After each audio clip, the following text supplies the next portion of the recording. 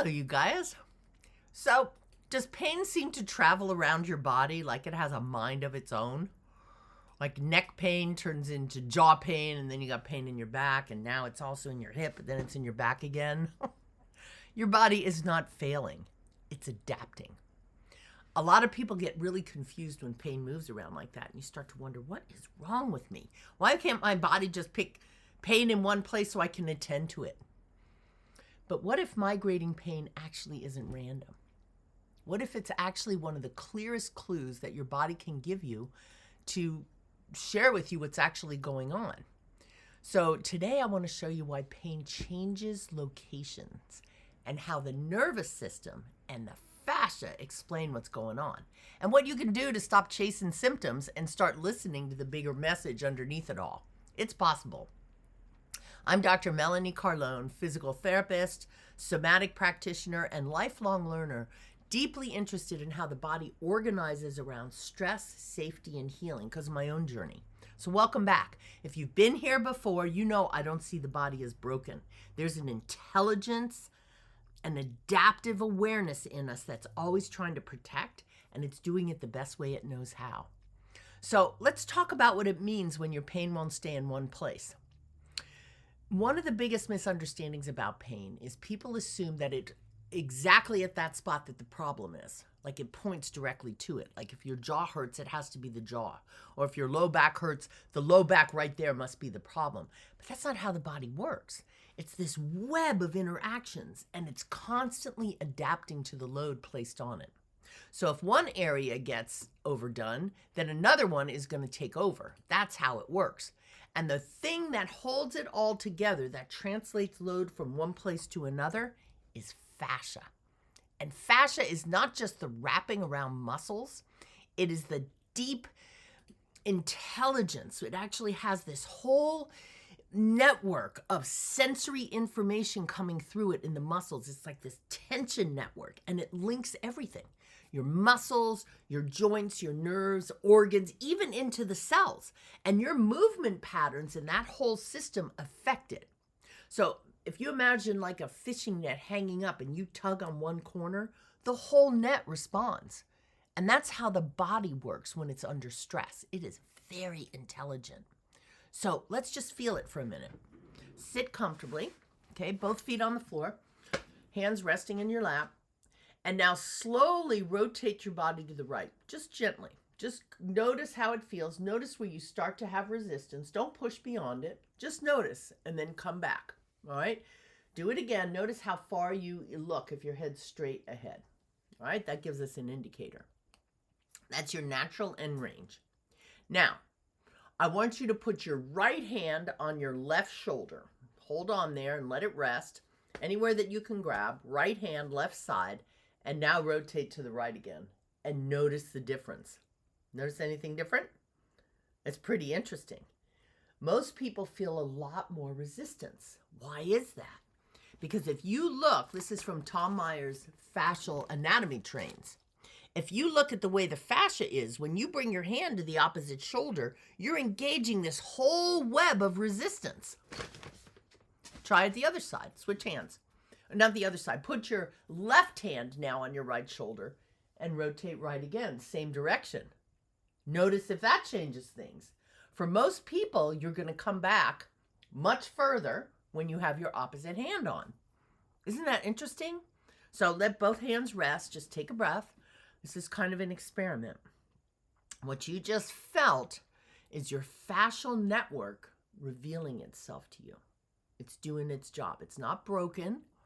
It's not trying to restrict you. It's connected, and it's literally talking to you, which is a fascinating thing when you start working with it, because your nervous system is constantly making decisions below your conscious awareness around safety. It's asking, is this stable? Can I do this? Should I hold on to something here? If I do this, what area has to help? What can compensate? So your neck might feel better when it's painful, but then your shoulder starts hurting. Or once your back calmed down, then your hip flared up. Or you tried to fix your posture and now you're clenching your jaw. It doesn't mean that you created a new problem. It means you're peeling the layers of the onion and the body's reorganizing itself around an unresolved pattern. So if you only treat the painful area, which is what we often do, you only calm down one node in the system, but you don't address the pattern underneath. You can massage your shoulders, stretch your neck, roll out your back on the roller, but if the nervous system is still bracing, the system often just shifts the tension somewhere else. So migrating pain is a clue that your body's asking you for a wider lens. And if you've worked with me, you probably know that wider lens doesn't always mean physical movement. It can also mean that your whole body is just a lot more inflamed. So sometimes if pain's moving around and it hurts to touch various places, it's time to start listening to what you're bringing into your body, because that is the material that makes up your biophysiology. So think about, what are you drinking? What are you putting on your skin? Are there chemicals and fragrances? Are you hydrated? Is your water clean? Are you getting foods that don't have things in them you can't pronounce? I mean, this is really important stuff that make up the whole fabric of the fishing net, of that fascial plane that we are. So it's pretty interesting, right? So let's come back to it. Pain's moving around. Things seem to be okay in one area, and then all of a sudden they're painful in another. And if you only treat one painful area in the node, you're going to have a problem. So what can we actually do about that? How do we talk to the nervous system? How do we get a wider lens? Let me know in the comments if you have something that in particular you noticed when the rotation occurred. Let me know. And make sure to like and subscribe, not only so you don't miss the next one, but help out a sister, because this is how I keep the thing rolling. All right. So restriction and rotation is almost never just about tight muscles. And those of you who have heard me speak before know that there's a red light reflex that tightens the front of the body. There's a green light reflex that tightens the back. And there's a trauma reflex that almost always has an impact on your rotation. It's the nervous system pre-bracing the movement. It's protecting you. It's holding a compensation pattern in one place. And if you try to stretch further, whether it's rotation or bending forward or backward, often the nervous system will just grip harder. It's always trying to help. So be wise, work with it. Instead of stretching, we're going to use what's called a contract-relax approach to invite the system to let go. But I think about it as engaging the protector. So let's try it. Go ahead and sit comfortably. Feet flat on the floor. Let your spine be upright, slightly away from the back of the chair. And we're going to have a conversation with the nervous system, not a stretch competition. This isn't somewhere that you're trying to get. Now, slowly turn to the right to the beginning of resistance and come back and just notice, okay? And this time we're going to put the right hand on your right shoulder. So that limits rotation usually. So right hand on right shoulder and turn to the right and feel where the resistance is. Now I want you to imagine that someone's putting a hand on your cheek and behind your left shoulder, and they're trying to push you to the right, but you're not going to let them. You're going to address the protector. So I'm turning to the right. Someone's trying to push me and I'm saying no. So I'm going to push back. This is an isometric muscle exercise. Energy's trying to push me further to the right. I'm pushing back behind my left shoulder and into my left cheek. And notice what that does to the tension. It shifts it up. Now, very slowly, I'm going to release that. 5, 4, 3, 2, and 1. And notice as you do that, if you turn a little bit further to the right, what happens? It's as if something melts. You engage the left side protectors, the left neck, the left back, and you slowly let go. Now, hands back on your thighs and turn right again. And you're probably going to notice that it's a lot easier and you go further. Most people do. Isn't that interesting? So now come back to center and slowly turn to the left. Keep your head straight forward and notice when you meet resistance how far you go. All right? Now come back to center. Bring your right hand on your left shoulder and turn again. Probably don't turn as far, right? But now we're going to play with the protector. So I'm going to turn left and I'm going to imagine a hand on my right cheek and behind my right shoulder trying to push me. Oh no, says the protector, and it starts to push back. So push, hold, feel that hand trying to push you. This is an isometric contraction. You push against the hand that's trying to push you further to the left. That's the protector muscles. Those are the ones that are keeping you from rotating left. Now softly, steadily, let that right side go. 5, 4, 3, 2, 1. Let go. Stay right where you're at. And now see if you go softly a little bit further. You're probably going to notice you do. Isn't that amazing? Now come back to center. Let your hands rest.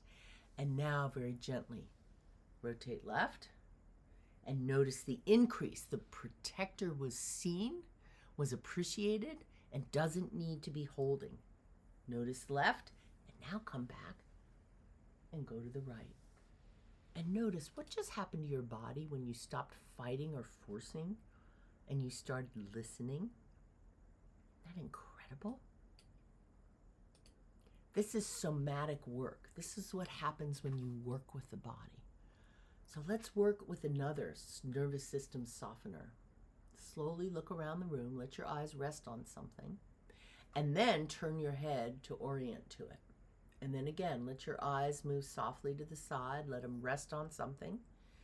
Let your head turn towards it and notice everything you can about it. The color, the shape. Notice as you move, the feeling in your head and neck. It's very simple practice. Orientation. The nervous system softens. Everything in that net that might have had tension on it relaxes. Interesting. Now, you can keep doing that if you want, or you can come, close your eyes, let your awareness go to the back of your body. I want you to literally feel the back ribs. And as you breathe in, let them expand and move backwards behind you. And let your awareness be there. It doesn't have to be a big breath. It's not a forced breath. But just notice what it's like to actually breathe behind you. See it in your mind's eye, the back of the body expanding, softening. Maybe you're still looking and orienting and breathing into the low back ribs. Beautiful. Know that as you do this, your nervous system is getting messages to go into rest and restore mode, a parasympathetic mode, coming out of sympathetic overload, which most of us are in the world right now. So just feel that for a moment. Close your eyes, come back to center. Breathe normally. Don't try to do anything, but just feel the echo in the body. And if you're here, likely you have had some pain. If you notice as you calm a place that's tense, do yourself a favor and gently tense it, like someone's trying to push you out of it. Tense it and go into it. And then softly let it go to a count of 5, 4, 3, 2, and 1. And notice the difference. What happens when you pay attention to the protector? And now to actually appreciate what's beyond it. Just let a spiral go through the spine, like your sit bones were attached to a rock and you were sea kelp. Just unhurried, no destination. Let the movement determine itself. One side, the other side. Reminding the body it can move as one. Feel that spiraling from the spine, your center point outwards. And now slowly coming to a pause and just notice.